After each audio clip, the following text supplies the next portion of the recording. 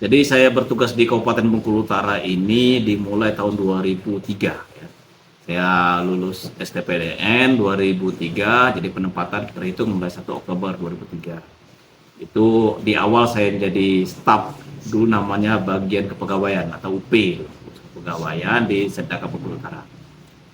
Kemudian 2 tahun setelah menjadi staf, saya diamanahkan untuk menjadi kasih pemerintahan di Kelurahan Pasar Lais itu pada tahun 2005. Kemudian tahun 2009 itu saya kembali ke kabupaten di Pemda sebagai Kasubag penyelesaian sengketa pertanahan.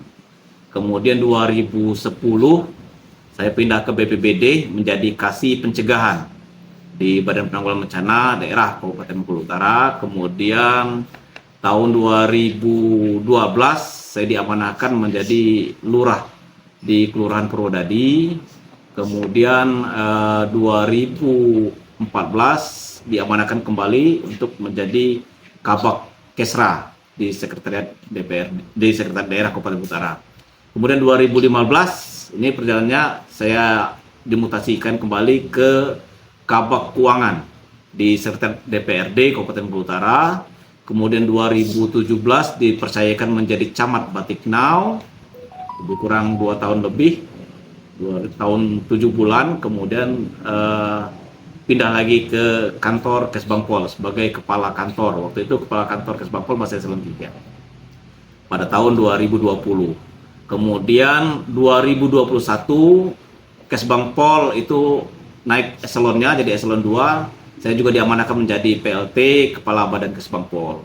Kemudian 2021 saya pindah ke Kominfo menjadi PLT lebih kurang 3 bulan. Kemudian diangkat menjadi Kepala Dinas Kominfo di tahun 2021 tersebut. Kemudian 2022 akhir saya kembali diamanahkan menjadi Kepala Badan Kesbangpol sampai dengan saat ini.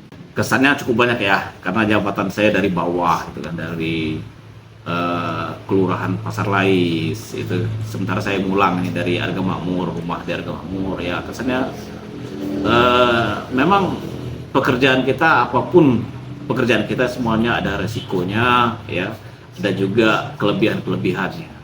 Jadi dulu waktu di Kelurahan Pasar Lais saya hampir setiap hari, tiap pagi kita berangkat, pulangnya waktu itu masih jam 2 siang kan. Ya kita pulang ini sampai dengan hari Sabtu.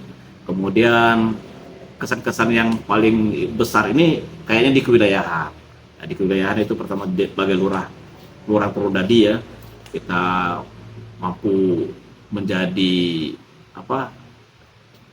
Waktu itu PKK-nya terbaik nasional. Mewakili Provinsi Bengkulu, bukan terbaik nasional, mewakili Provinsi Bengkulu di tingkat nasional. Kemudian di wilayah berikutnya itu di Kecamatan Batiknau.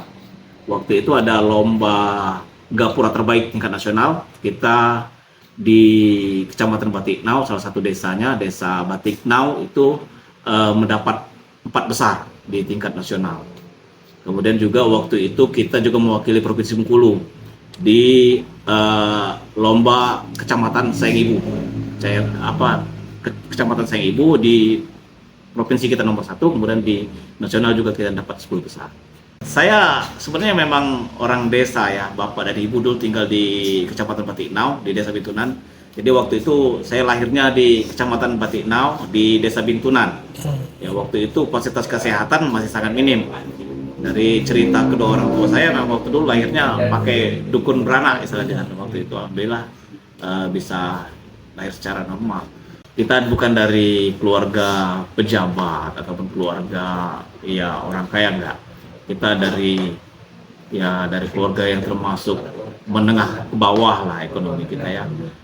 Bahkan waktu saya masih kecil pun itu sempat terkena atau menderita gizi buruk.